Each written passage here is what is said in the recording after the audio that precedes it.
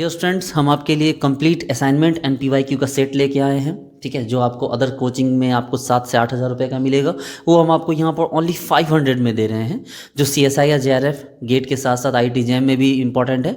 और इसके अलावा जो हो गया आपको इसमें सारे बुक्स एंड क्लास नोट्स भी आपको इसी के साथ मिल जाएंगे ओनली 500 रुपीज़ में। ठीक है, ये अभी ऑफर चल रहा है, बट इसका प्राइस बहुत जल्दी हाइक होगा। इसमें आपको कुछ करना नहीं है, आपको हमारे जो व्हाट्सएप नंबर है 94711280 इस नंबर पे आपको, अगर आप देखना चाहते हैं इस नोट्स को, तो आप लिखेंगे, व्हाट्सएप करके लिखेंगे प्लीज़ डेमो दीजिए। अदरवाइज आप इस पर डायरेक्टली जो है फ़ोनपे या गूगल पे के थ्रू 500 रुपीज़ सेंड करेंगे और आपको विद इन सेकेंड ये सारा जो असाइनमेंट होगा, जिसमें 46 आपको असाइनमेंट प्लस PYQ है, इसके अलावा 200-300 बुक्स हैं, उसके अलावा सारे टॉपिक के क्लास नोट्स हैं, ये सारा आपको आपके मोबाइल पे विद इन सेकेंड भेज दिया जाएगा। ठीक है, जो हमारी टीम होती है वो हमेशा इसके लिए एक्टिव रहती है, तो वो आपको विद इन सेकेंड आपको ये सारा असाइनमेंट भेज देगी। आपको बस 500 रुपीज़ हमारे गूगल पे या फ़ोनपे पे करना है 94711280 और ये सारे असाइनमेंट आपको मिल जाएंगे। आप डेमो लेना चाहिए तो हमें व्हाट्सअप कीजिए और लिखिए डेमो दीजिए, तो इसका डेमो दे दिया जाएगा आपको। उसके बाद अगर हम बात करें अपने कोर्स की, जो हमारा कोर्स है आप ज़रूर परचेज कीजिए। 6 मंथ का सब्सक्रिप्शन जो कोर्स है, हम आपको जो बैच मरकड़ी है वो 4100 में प्रोवाइड कर रहे हैं। 1 ईयर का सब्सक्रिप्शन आपको 6100 में दिया जाता है। लाइफ टाइम सब्सक्रिप्शन आपको 9100 में दिया जाता है। ठीक है, और आप यहाँ पर जो है इस तरह से आप 6 month 1 year life time subscription जो आपके पास हमेशा रह जाएगा, ये कभी खत्म नहीं होगा, तो ये आपको यहाँ पर ये प्रोवाइड किया जाएगा। 6 मंथ ओनली 4100 में, 1 ईयर सब्सक्रिप्शन 6100 में और लाइफ टाइम सब्सक्रिप्शन 9100 में। आपको बस क्या करना है, एंड्रॉइड प्ले स्टोर ऐप पे जाना है हमारा केमिस्ट्री बाय सिद्धांत। आप टाइप करेंगे एंड्रॉइड प्ले स्टोर पे केमिस्ट्री बाय सिद्धांत, तो आपको हमारा ऐप दिखेगा केमिस्ट्री बाय सिद्धांत, इसको इंस्टॉल कीजिए। ठीक है, और इंस्टॉल करके आप इसके अंदर जाइए। आप फिर इस पर जो स्टोरेज पे जाइए। स्टोरेज पे जाने के बाद अपने कोर्स को पहले लॉगिन कीजिए, फिर स्टोरेज पे जाइए और कोर्स को परचेज कीजिए। आपको सारा सब्सक्रिप्शन जो भी होगा, 6 मंथ वाला 4100 रुपीज़, 1 ईयर वाला subscription 6100 rupees, life time subscription 9100 rupees में आपको मिल जाएगा। ये प्राइस हाइक होता रहता है, ठीक है, लेकिन अभी इस प्राइस में ये अवेलेबल करवाया जा रहा है, तो आप इसको जाके वहाँ से परचेज कर सकते हो। हमारे ऐप को जरूर परचेज करें और आप हमसे जुड़े, हम आपकी बहुत अच्छे से तैयारी करवाएंगे। हमारे साथ कई सारी फैकल्टी हैं जो इसमें लगे हुए हैं और हम सब मिलकर आपकी बहुत अच्छे से प्रिपरेशन करवाएंगे CSI या net JRF GATE and IIT JEM के लिए। Thank you.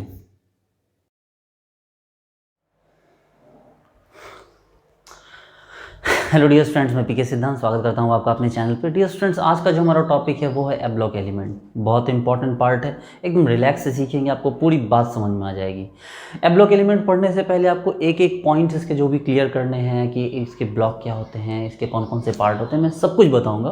बिल्कुल रिलैक्स हो जाइए, ठीक है, सब कुछ मैं इसके बारे में बताने वाला हूँ। देखिए, हमारे पास जो एप ब्लॉक एलिमेंट है वो है कहाँ, तो भाई ये रहा हमारा एप ब्लॉक एलिमेंट। ठीक है, ये जो है ये क्या है, हमारा एप ब्लॉक एलिमेंट है। इसके अलावा यहाँ कौन है, आपको पता है कि ये रहा S ब्लॉक, ये रहा P ब्लॉक, ये रहा D ब्लॉक और सबसे नीचे में कौन है भाई आपके पास, F ब्लॉक। जैसा कि आप लोग बचपन से जानते हैं कि अगर हम बात करेंगे S block, P block, D block, F block की, तो आप लोग बचपन से जानते हैं कि भाई जब कोई लास्ट इलेक्ट्रॉन S ऑर्बिटल में जाए तो वो S ब्लॉक का पार्ट कहलाता है, P ऑर्बिटल में जाए तो P ब्लॉक का पार्ट कहलाता है, D ऑर्बिटल में जाए तो D ब्लॉक का पार्ट कहलाता है, F ऑर्बिटल में जाए तो F ब्लॉक का पार्ट कहलाता है।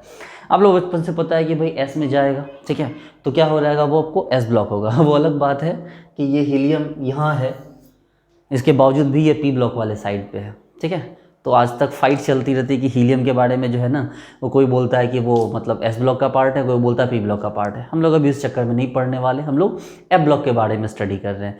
देखिए डियर स्टूडेंट्स, अगर हम बात करते हैं कि भाई अगर ये S ब्लॉक और ये P ब्लॉक, इसको कहते हैं हम लोग रिप्रेजेंटेटिव एलिमेंट। क्या कहते हैं इसको हम लोग, इसको बोलते हैं रिप्रेजेंटेटिव एलिमेंट। रिप्रेजेंटेटिव का मतलब क्या होता है, रिप्रेजेंटेटिव का मतलब होता है रिप्रेजेंट करने वाला। जैसे कि आपका स्कूल है, आपके स्कूल की तरफ से 2 बच्चे गए किसी कॉम्पिटिशन में गए। मान लो कि आपके डिस्ट्रिक्ट में कोई जो है वो स्पीच कॉम्पिटिशन हो रहा है, ठीक है, या ऐसे हुआ या ड्राइंग हुआ, तो आपके स्कूल से 2 बच्चे गए, तो उन बच्चों ने क्या किया, उस स्कूल को रिप्रेजेंट किया। ठीक है, तो जो आगे बढ़ के लीड करते हैं वो रिप्रेजेंटेटिव कहलाते हैं। जो नेता होता है, एक नेता क्या करता है, आगे बढ़ के लीड करता है, तो वो पूरे इलाके का क्या कहलाता है, रिप्रेजेंटेटिव कहलाता है। तो ये दोनों क्या कहलाए, S ब्लॉक और P ब्लॉक कहलाए रिप्रेजेंटेटिव एलिमेंट। अब इसके पीछे रीजन क्या है, क्यों कहलाए रिप्रेजेंटेटिव एलिमेंट।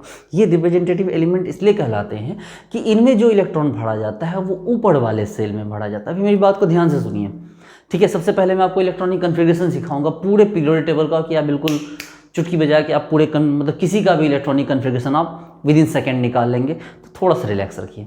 तो सबसे पहले जो बात मैं आपको बता रहा हूँ कि आपके पास ये और ये कहलाए रिप्रेजेंटेटिव एलिमेंट। क्यों कहलाए रिप्रेजेंटेटिव एलिमेंट? ये रिप्रेजेंटेटिव एलिमेंट इसलिए कहलाते हैं क्योंकि ये क्या होता है कि इसके और इसके जो इलेक्ट्रॉन होते हैं वो हमेशा आउटर सेल में भरे जाते हैं। ठीक है, देखिए जैसे कि हम बात करते हैं अगर हम बात करते हैं जैसे कि हम बात करते हैं पोटेशियम की, जैसे हमने बात की पोटेशियम की, पोटेशियम 19 होता है। पोटेशियम क्या होता है? 19 होता है। अगर पोटेशियम 19 है तो हमारे पास कन्फिग्रेशन क्या हो गया? आपको 1s2 2s2 और क्या हो गया भाई 2p6 और 3s1 ही हुआ ना। देखो नहीं 3s2 हो गया, 3p6 हो गया और ये क्या हो गया 4s1 ये हुआ। ठीक है, रिलैक्स हो जाइए। तो 1s2 2 2 4 6 10 2 12 6 18 और 1 19। बचपन से पता है आपको ये चीज़, इसमें कंफ्यूज होने वाली बात नहीं है। तो ये इलेक्ट्रॉनिक कन्फिग्रेशन जो हो गया आपको यहाँ पर इस तरह से आता है कि 2 2 4 इस तरह से। आपने गौर से देखा कि लास्ट इलेक्ट्रॉन क्या हो गया? एस ऑर्बिटल में गया। प्लीज परेशान मत होइए, बहुत छोटी चीज़ है। इसको मैं ऐसे आपको सिखाऊंगा ना कि आप पूरा यूरेनियम से लेकर रदरफोर्डियम तक को आपको विद इन सेकेंड आप उसका इलेक्ट्रॉनिक कन्फिग्रेशन निकालना शुरू कर दोगे। तो एस ब्लॉक था, लास्ट इलेक्ट्रॉन एस में गया। जैसे हम बात करते हैं, सपोज कीजिए कि हमने बात की आर्सेनिक की, 33 पी ब्लॉक का एलिमेंट पता है आपको। अगर पी ब्लॉक का एलिमेंट है तो क्या हो गया भाई? देखो 1s2 2s2 2p6 3s2 3p6 4s2 3d10 और 4p क्या हो गया भाई? 2 2 4 6 10 2 12 6 18 2 20 10 30 और 3p क्या 3। तो लास्ट इलेक्ट्रॉन किस में गया? तो लास्ट इलेक्ट्रॉन गया पी में। तो जब ऐसा होता है कि लास्ट इलेक्ट्रॉन एस में गया तो एस ब्लॉक का कहलाया, पी ऑर्बिटल में गया तो पी ब्लॉक का कहलाया। बात सिर्फ यहाँ नहीं है, बात यहाँ ये है कि जो लास्ट इलेक्ट्रॉन है वो जिस सेल में गया है वो सबसे आउटर है। गौर से देखिए कि लास्ट इलेक्ट्रॉन जिस सेल में गया वो सेल सबसे आउटर है। ठीक है, वो सेल सबसे बाहरी है। दैट्स वाई हम इनको रिप्रेजेंटेटिव एलिमेंट कहते हैं, क्योंकि इनमें जो इलेक्ट्रॉन होता है वो सबसे बाहरी सेल में फील होता है। जो इलेक्ट्रॉन था वो कहाँ फील होता है? वो सबसे बाहरी सेल में फील होता है। इसलिए क्या कहते हैं हम उसको? रिप्रेजेंटेटिव एलिमेंट कहते हैं। ठीक है, कि हम क्या कहते हैं उसको हम लोग रिप्रेजेंटेटिव एलिमेंट कहते हैं।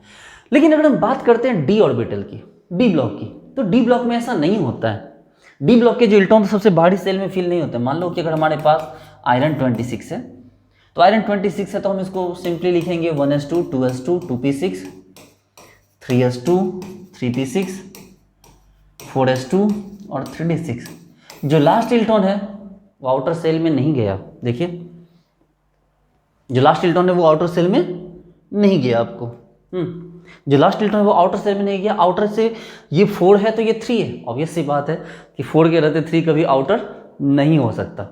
ठीक है, 4 के रहते 3 कभी आउटर नहीं हो सकता। इसका मतलब ये इलेक्ट्रॉन लास्ट सेल में जो आउटर सेल था उसमें नहीं गया, एक सेल अंदर गया। अगर ये 4 हाईएस्ट था तो ये 3rd में गया। इसलिए इसको बोलते हैं हम लोग ट्रांजिशन एलिमेंट।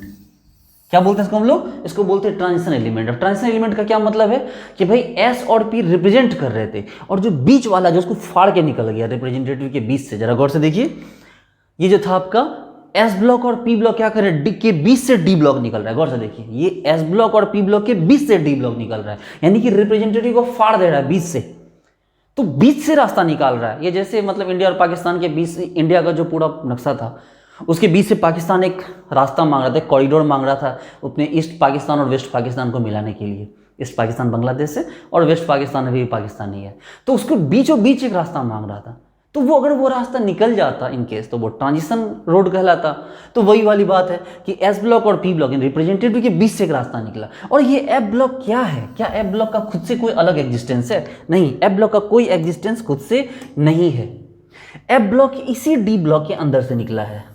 ये जो एफ ब्लॉक है ये इसी डी ब्लॉक के अंदर से निकला है, इसलिए एफ ब्लॉक का अपना कोई एग्जिस्टेंस नहीं है। लेकिन चूंकि वो ट्रांजिशन के भी अंदर से निकला है इसलिए उसको इनर ट्रांजिशन कहते हैं। बच्चे लोग रिलैक्स हो जाओ, शांत। मैंने क्या बोला? S block P block representative, इसके बीच से जो निकला ट्रांजिशन, और उस ट्रांजिशन के अंदर से जो निकला उसको क्या कहा गया? उसको कहा गया इनर ट्रांजिशन। क्या कहा गया? उसको इनर ट्रांजिशन कहा गया। आप लोग को पता है कि ये जो इलेक्ट्रॉनिक कन्फिग्रेशन था एस ब्लॉक का, लास्ट इलेक्ट्रॉन एस में जाता है, पी ऑर्बिटल वाला होता है लास्ट इलेक्ट्रॉन पी में जाता है, लेकिन जो डी होता है उसका लास्ट इलेक्ट्रॉन डी में जाता है। हम एफ के इलेक्ट्रॉनिक कन्फिग्रेशन पे आए उससे पहले है कि इनके इलेक्ट्रॉनिक कन्फिग्रेशन को हम प्रॉपर तरीके से सीख लें। विदाउट इसके इलेक्ट्रॉनिक कन्फिग्रेशन को सीखे आप एफ ब्लॉक के इलेक्ट्रॉनिक कन्फिग्रेशन को रट सकते हैं, समझ नहीं सकते हैं। इसलिए मुझे 10 मिनट का टाइम चाहिए, 10-15 मिनट का, ताकि मैं इसको खत्म कर दूं, इसके इलेक्ट्रॉनिक कन्फिग्रेशन को मैं खत्म कर दूं। थोड़ा सा जूनियर क्लासेस पे आपको चलना होगा, ठीक है, थोड़ा सा जूनियर क्लासेस पे चलिए। सबसे पहले थोड़ा देख लीजिए क्या है भाई, लेंथनाइट सीरीज छोड़िए, अभी इसके बारे में बात नहीं करेंगे हम पहले बात करते हैं इलेक्ट्रॉनिक कन्फिग्रेशन के बारे में। एस ब्लॉक पी ब्लॉक का जो इलेक्ट्रॉनिक कन्फिग्रेशन है, S block P block D block के इलेक्ट्रॉनिक कन्फिग्रेशन की बात करते हैं। अगर जरा पीरियड टेबल को गौर से देखिए तो आपको एक चीज कॉमन दिखेगी। क्या दिखेगी भाई?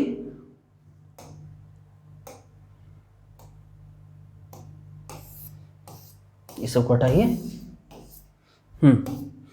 एक चीज आपको दिखेगी, तो एक चीज आपको ये देखिए, गौर से देखिएगा। मेरे कहने का मतलब ये है कि ये है आपका पीरियड, ये फर्स्ट पीरियड, सेकेंड पीरियड। एकदम रिलैक्स हो जाइए, एकदम शांत हो जाइए। आपको बहुत ही बड़ी चीज़ मैं सिखाने जा रहा हूँ, तो रिलैक्स हो जाओ। ये देखो, ये है आपका period, first period, second period, third period, fourth period, fifth, six, seventh. तो ये आपके पीरियड हैं। देखो एफ ब्लॉक किसी पीरियड का पार्ट नहीं है, क्योंकि एफ ब्लॉक इसी सिक्स्थ और सेवंथ के अंदर से निकला। देखो यहाँ रेड तो यहाँ से रेड निकला, ये देखो ग्रीन तो यहाँ से ग्रीन निकला। तो अगर कोई पूछे कि एफ ब्लॉक का पीरियड क्या है तो बता देना कि सिक्स पीरियड और सेवंथ पीरियड। इसका अलग से कोई पीरियड डिस्क्राइब नहीं किया गया है। तो भैया मेरे कहने का मतलब क्या है, मैं कह रहा हूँ कि देखो फर्स्ट पीरियड में शुरू करो। आप यहाँ से गए, आपने एक भरा, दो भरा। जैसे ही आपने उस लास्ट वाले इनर्ट गैस को भरा, आप क्या किए, आप इसको फर्स्ट पीरियड को क्रॉस कर गए। अब अगर फर्स्ट पीरियड को क्रॉस कर गए तो आपको कहाँ आना होगा? सेकेंड पीरियड में आना होगा। अब चलो फिर सेकेंड पीरियड के अंदर चलो। सेकेंड पीरियड में लिथियम है, बेरिलियम है, फिर boron, carbon, nitrogen, oxygen, fluorine, neon. जैसे इनर्ट गैस पे पहुंचे, आपको सेकेंड पीरियड भी खत्म हो गया। जैसे सेकेंड पीरियड खत्म हुआ, आप थर्ड पे लौटे, फिर थर्ड को कंप्लीट किया। फिर जैसे थर्ड कंप्लीट हुआ, आप फोर्थ पे गए। फिर जैसे फोर्थ कंप्लीट हुआ, आप फिफ्थ पे गए। फिर जैसे फिफ्थ कंप्लीट हुआ, आप सिक्स्थ पे गए। जैसे सिक्स्थ कंप्लीट हुआ, आप सेवंथ पे गए। बच्चे लोग, इसका मतलब ये है कि आप किसी भी सेल या किसी भी, आप चूंकि इतना पढ़े तो पता है कि ये सेल ही तो है, ये जो पीरियड है ये क्या है? सेल ही तो है। क्लास 11-12 में पढ़ रखा है। तो किसी भी पीरियड को तभी तक आप भरेंगे जब तक उसका जो पी है वो 6 ना हो जाए। जैसे ही आपका P6 होगा, आपका वो ऑर्बिटल यानी वो जो पीरियड है खत्म हो जाएगा। आपको पता है कि ये 1 है, चलो इसमें तो मैंने पहले बोल दिया कि ये 1s1 1s2, ये 2 है। देखो 2s2 2p6 बढ़ गया। थर्ड में चलिए 3s2, देखो 3p6 यहां तक। ये देखो 4s, बीच में कौन आ गया? 3d। तो 4s2 3d10 और फिर से 4p6। देखो 5s2 और क्या हो गया? 4d10 और फिर 5p6। 6s2 और ये देखो 6s के बाद कहां गया? ये 4f14। देखो क्योंकि आप 11-12 के स्टूडेंट नहीं हो, इसलिए मैं उतना डीप में आपको लेके नहीं जा रहा। ये देखो 6s 4f14 और क्या हो गया? फिर यहां से 5d10 और ये 6p6। लेकिन फिर से पहुंचा कहां? 6p6 यानी p6 पर ही पहुंचा। ये देखो 7s, ये क्या हो गया? 5f। कंप्लीट करो, फिर वापस आओ 6d पे और फिर क्या हो गया? 7p6। यानी कि बच्चे लोग, आपने एक बात यहां पर मोस्ट कॉमनली नोटिस की। क्या नोटिस किया भाई आपने यहां पर? तो आपने नोटिस ये किया,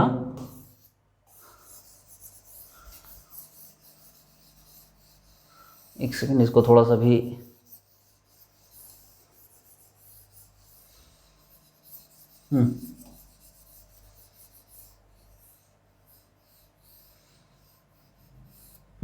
आपने नोटिस यहां ये किया है। क्या नोटिस किया आपने? आपने नोटिस ये किया कि जैसे 1s में इलेक्ट्रॉन जाता है तो भैया कोई बात नहीं है, 2s में इलेक्ट्रॉन गया तो उस इलेक्ट्रॉन को कहां तक जाना होगा? 2p तक जाना होगा। 3s में इलेक्ट्रॉन गया तो उसको कहां तक जाना होगा? 3p तक जाना होगा। 4s से अगर एंट्री करते हैं तो आपको 4s से 4p तक जाना होगा, 5s से 5p तक जाना होगा, 6s से 6p तक जाना होगा, 7s से 7p तक जाना होगा। ये वो रास्ता है जो आपको तय करना पड़ेगा। लेकिन 4s 4p के बीच में कौन आता है? बोलो सर 3d। सर बचपन से पढ़ रहे हैं इस बात को। 5s 5p के बीच कौन आता है? Sir 4d। बचपन से ये भी चीज पढ़ रहे हैं। 6s और 6p के बीच कौन आता है? सर एक बार दिखा दीजिए सर। ये देखो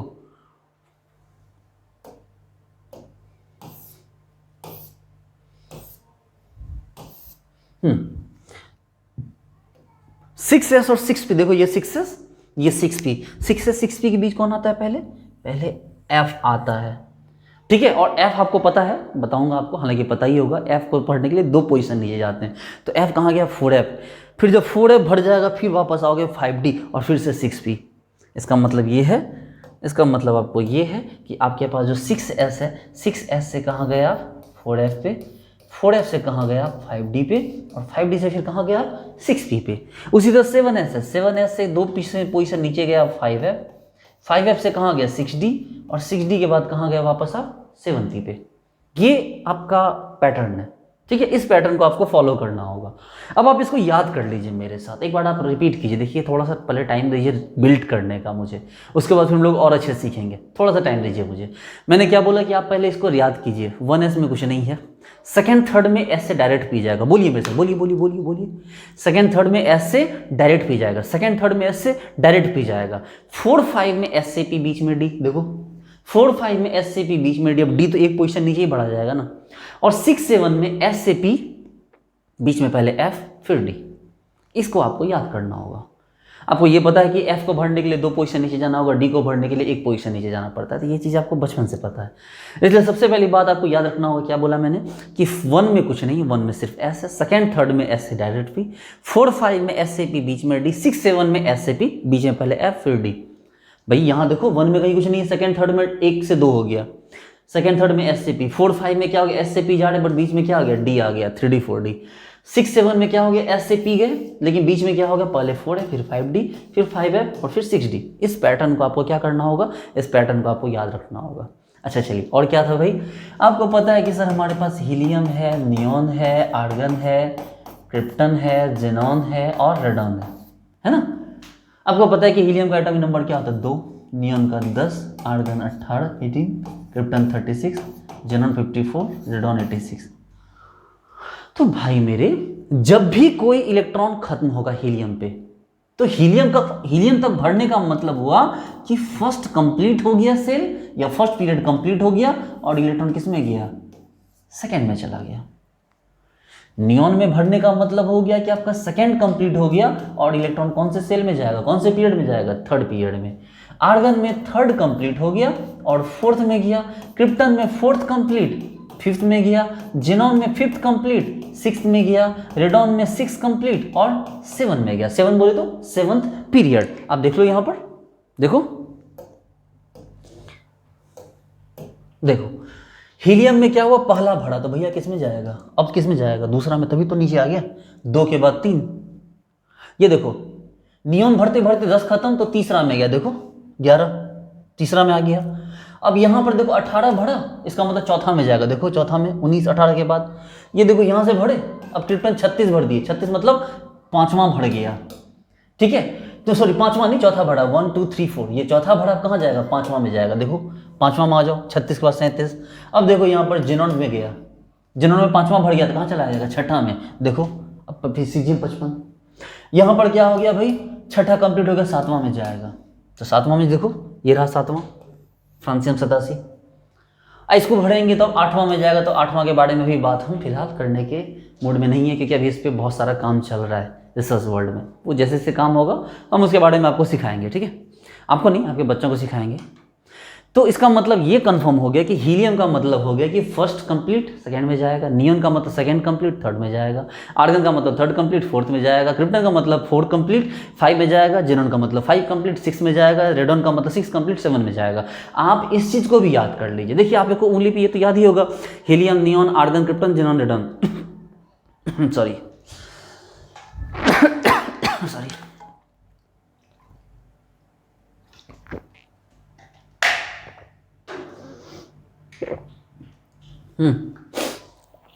हाँ, थोड़ा सा नया टेक्निक यूज़ कर रहा हूँ मैं। तो कहने का मतलब ये है कि भाई इस चीज़ को आपको याद रखना होगा। ये चीज़ आपको बचपन से पता है, helium, neon, argon, krypton, xenon, radon. Helium, neon, argon, krypton, xenon, radon. Atomic number भी आपको याद होगा, 2 10 18 36 54 और क्या हो गया? 86 86। तो चलो ये भी आपको याद हो गया। अब इसके बिहार पे देखिए हम लोग इलेक्ट्रॉनिक कन्फिग्रेशन कैसे यूज़ करेंगे, कैसे हम लोग लिखेंगे, ठीक है। देखो सपोज कीजिए कि हमारे पास कोई एटम है, सपोज कीजिए हमारे पास पोटाशियम है, मान लीजिए, एकदम रिलैक्स हो जाओ, सिखाओगे किसी को तो बहुत मजा आएगा उसको। हमारे पास मान लो पोटेशियम है, पोटेशियम का कन्फिग्रेशन आप लिखोगे, बोलो सर हम तो बचपन से ऐसे लिखते हैं 1s2 2s2 2p6 3s2 3p6 और 4s1, यही है ना, यही है ना, बिल्कुल सर यही है।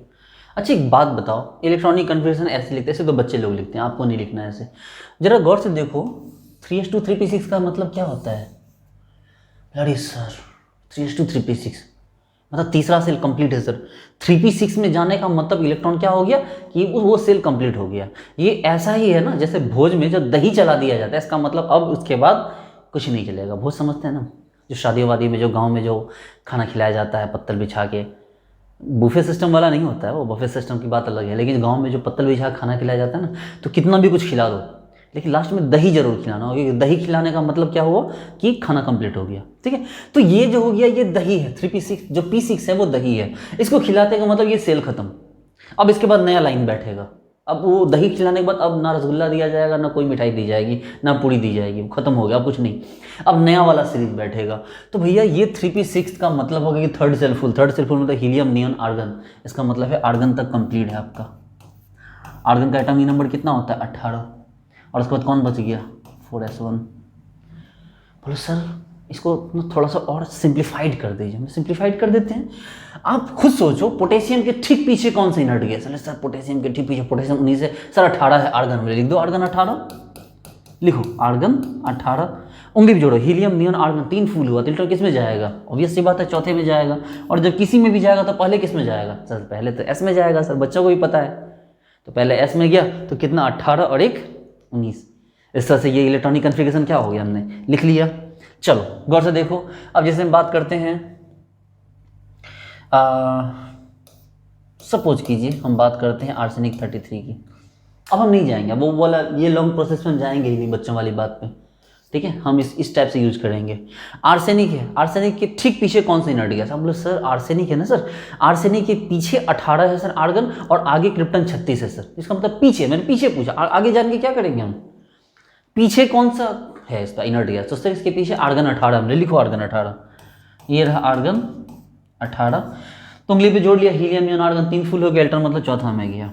चलो 18 के बाद आपको कितना इलेक्ट्रॉन भरना है? आपको टोटल 15 इलेक्ट्रॉन भरना है। भी देखिए 18 है, आपको 33 पे जाना है, इसका मतलब कितना बचा है आपको? 15 इलेक्ट्रॉन बचा है।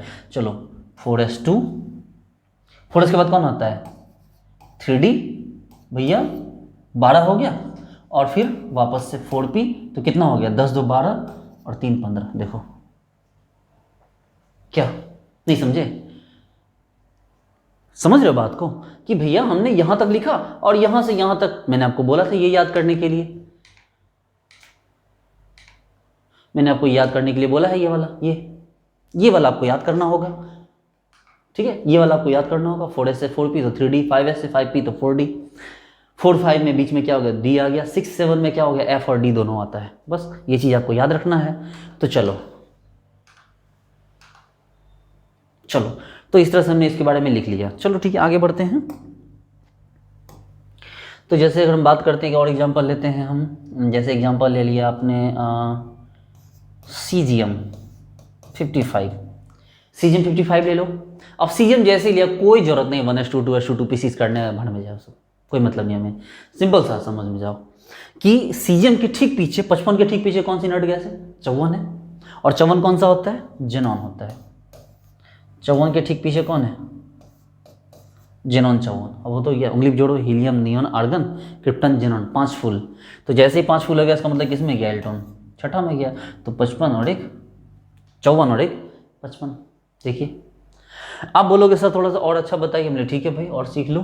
जैसे कि हम बात करते हैं आयरन की, आयरन 26, ठीक है, आयरन 26 की बात करते हैं। अब आयरन 26 की बात करें तो आयरन के ठीक पीछे कौन सा इनर्ट गैस है? बोलो सर आर्गन 18 है सर, हमने ठीक है भाई आर्गन 18 है, argon 18, helium neon argon 3 full. अगर 3 फुल है यहाँ पर तो अब इसके आगे चलेंगे भाई, 3 फुल मतलब आर्गन, तो इसका मतलब आगे क्या होगा? चौथा होगा, तो 18 2 20 और 4s के बाद कौन आता है? 3d, 3d6, देखो हो गया 26, हो गया 26। चलिए और आगे बढ़िए। अब जैसे हम ले लेते हैं एक एग्जांपल उठा लेते हैं, जिंक। जिंक क्या होता है भाई? 30 होता है। अब अगर 30 को 30 के पीछे कौन सी नट गैस है भाई? आर्गन अभी भी है, argon 18, helium neon argon 3 full, तो इलेक्ट्रॉन चौथा में जाएगा। 4s2, 18 तो 20 और 20 10 क्या हो गया? 30। देखो आई बात समझ में? 18 तो 20 और 20 10 सीधे क्या हो गया आपको? 30 हो गया। तो इस तरह से हमने देखा भी। और देखिए परेशान मत होइए, मैंने आपको बताया था ना, ये कोई भी आप electronic configuration with in second आप बना लेंगे, ठीक है। जैसे हम एक और एग्जांपल लेते हैं, हम ले लेते हैं, मान लीजिए कि जैसे आपका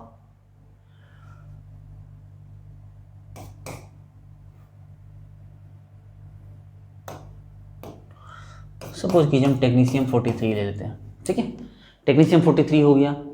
तो अगर टेक्नीशियम 43 हो गया तो टेक्नीशियम के पीछे कौन सी नट गैस? आप बोलोगे सर इस बार आर्गन नहीं सर, क्रिप्टन है। 36। ठीक है भाई, लिखो krypton 36। Helium neon argon krypton 4 full हो गया, इसका मतलब इलेक्ट्रॉन 5वां में जाएगा। 5s2 और अब कैसी बात है, 5s के बाद 4d आएगा, 36 2 38 और 38 और 5 क्या हो गया? 43। देखिए आई बात समझ में? तो इस तरह से आपने क्या किया, आपको 5s2 और 4d क्या हो गया? 5 हो गया। उसके बाद आगे बढ़िए, जैसे कि हमने बात की, एक और एग्जांपल ले लेते हैं हम लोग। सपोज कीजिए कि एफ ब्लॉक अभी नहीं लेंगे, एफ ब्लॉक अभी नहीं ले रहे हैं, ले टंगस्टन 74, ठीक है। अगर हम बात करते हैं टंगस्टन की, अगर टंगस्टन की बात करें तो टंगस्टन के पास 74 है। 74 के ठीक पीछे कौन सी नट गैस है? तो टंगस्टन के 74 के ठीक पीछे आपका नट गैस है helium neon argon krypton xenon, ठीक है, जेनॉन 54। तो आप एक काम करो, जेनॉन ले लो, जेनॉन 54। ऑब्वियस सी बात, 1 2 3 4 5 तो फुल इसमें इलेक्ट्रॉन जाएगा, 6s में जाएगा। चलो 54 तो 56, 6s2, 6s के बाद कौन आता है? 4f, तो 4f 14, 54 तो 56, 56 14 70, अभी और 4 बचा है, तो 4f के बाद कौन आएगा? 5d, तो 5d4। देखो और देखना है प्लैटिनम 78। एकदम रिलैक्स हो जाओ, देखो कैसे सीख जाओगे। 78 के ठीक पीछे कौन सा नट गैस है? तो सर 78 के ठीक पीछे सर अभी भी क्या हो गया? 54 ही है सर। बोले ठीक है, लिखो xenon 54, helium neon argon krypton xenon 5 full, छठा में गया 6s2, 4f 14 और 5d कितना हो? 54 तो 56, 56 70, 70 और 8 क्या हो गया? 78, 78। थोड़ी सी हिंदी बोल देता हूँ मैं, सॉरी। तो इससे क्या हो गया, सॉरी मतलब यहाँ पर थोड़ा इंग्लिश की ज़्यादा इंपॉर्टेंस होती है इन चीज़ों में। तो क्या जो भी हो, देखो यहाँ पर क्या हो गया? 6s2, 4f 14 और 5d क्या हो गया? 8 हो गया। इस तरह से हमने क्या किया, इसका इलेक्ट्रॉनिक कन्फिग्रेशन भी लिख लिया। अब मान लीजिए हम जैसे लेते हैं,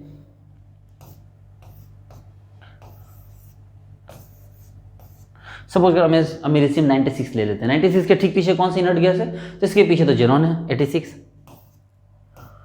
ये जेनॉन 86। अब उंगली पे गिन लो भाई, helium neon argon krypton xenon 6 full हो गया। तो अगर 6 फुल हो गया तो क्या हो गया आपको? और सॉरी जेनॉन नहीं, रेडॉन, रेडॉन, जेनॉन नहीं है, रेडॉन है 86। अब 86 के ठीक पीछे कौन सी नट, मतलब 86 तो ऑटोमेटिकली नट गैस है। अब 86 तो गिन लो, helium neon argon krypton xenon radon 6 full हो चुका है। इलेक्ट्रॉन किस में जाएगा? 7 में जाएगा, तो 7s2, 7s के बाद कौन आएगा? 5f। देखो 86 2 88, 88 और 14 102, ठीक है। नहीं, ये एफ ब्लॉक आ गया, हम एफ ब्लॉक की बात अभी नहीं कर रहे हैं, एफ ब्लॉक के लिए अलग से सिखाना पड़ेगा, टेंशन मत लीजिए, ठीक है। चलो एफ ब्लॉक हम नहीं लेते हैं, दूसरा एग्जाम्पल ले लेते हैं हम लोग। हम एग्जाम्पल ले लेते हैं आपको UNO, जिसका एटॉमिक नंबर कितना होता है? 108। इसको ले लेते हैं, 108 ले लिया भाई, 108 ले लिया। 108 के ठीक पीछे कौन सी नट गैस है? अभी पता है कि रेडॉन ही है, रेडॉन 86। अब उंगली जोड़ो, helium neon argon krypton xenon radon 6 full हो गया, 7 में जाएगा, 7s2, 86 2 88। उसके बाद 5f 14 कितना हो गया? 86 2 88, 88 14 102 और 5f के बाद क्या हो गया? 6d 6।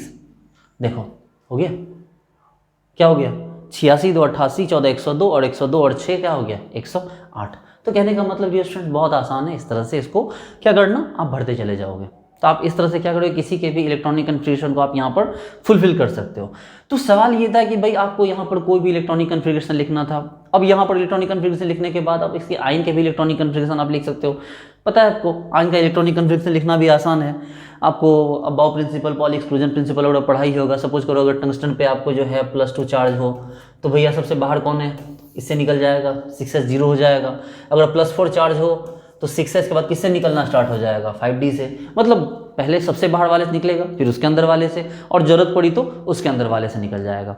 डी ब्लॉक में जो ऑक्सीडेशन स्टेट का नंबर होता है बहुत सारा होता है, क्योंकि वहाँ पर 4f और 5d जो होता है, f और d उसके बीच का जो मतलब सॉरी f और d नहीं, s और d के बीच का जो गैप है वो बहुत ज़्यादा नहीं होता है। ठीक है, वहाँ पर जो s और d के बीच का गैप है वो बहुत ज़्यादा नहीं होता है, इसलिए जो ऑक्सीडेशन स्टेट है ना वो काफ़ी सारे हो जाते हैं। ठीक है, वो काफ़ी, जैसे मैंगनीज है, मैंगनीज में +2 भी है, +3 +4 +5 +6 +7 भी है। ठीक है, यानी कि ऑक्सीडेशन स्टेट में सिर्फ एक के गैप लेके ढेर सारे ऑक्सीडेशन स्टेट होते हैं। इसके बाद हम लोग नेक्स्ट क्लास में डिस्कस करेंगे, और नेक्स्ट क्लास में आपको सिखाएंगे कि किस तरह से यहाँ पर एफ ब्लॉक के इलेक्ट्रॉनिक कॉन्फ़िगरेशन में बात करते हैं। लेकिन आज जो मैंने आपको सिखाया वो पीरियड टेबल में कोई भी आपको इलेक्ट्रॉन हो, मतलब कोई भी एटम हो, अभी फिलहाल एफ ब्लॉक को छोड़ के आप उसका इलेक्ट्रॉनिक कॉन्फ़िगरेशन इस तरीके से लिख सकते हैं। अब आप में से ये मत बोलिएगा कि सर क्रोमियम जो होता है ना सर, क्रोमियम 24 है तो S2D4 होता है, इसको S1D5 क्यों किया है हमने, या कॉपर है सर, कॉपर में S2D9 होता है तो इसको S1D10 क्यों किया। तो भैया ये सब क्लास 10th क्लास 11 12 की बात है, आप प्लीज़ यहाँ ऐसा मत पूछिएगा। ठीक है, हाँ, फुलफिल्ड कॉन्सेप्ट है, कुछ बच्चों के दिमाग में आ रहा है, मुझे लग रहा है कुछ बच्चों के दिमाग में ये चीज़ आ रही है, तो इसको दिमाग में मत आने दीजिए, ये सब बच्चों वाली चीज़ है। ठीक है, कोई मत ये पूछेगा कि सर S2D4 होगा कि S1D5 होगा, ऑब्वियस सी बात S1D5 होगा, S2D9 होगा कि S1D10 होगा, ऑब्वियस सी बात S1D10 होगा। तो क्लास 11 12 लेवल की बात नहीं करने वाले हैं यहाँ पर। ठीक है, तो चलिए ठीक है, मिलते हैं नेक्स्ट क्लास में। सबसे पहले एक बार दोबारा से इसको देख लीजिए आप।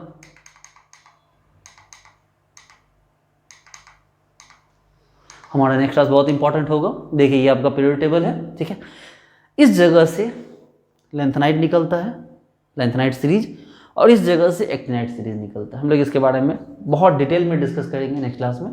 तो मिलते हैं नेक्स्ट क्लास में। Thank you so much, bye.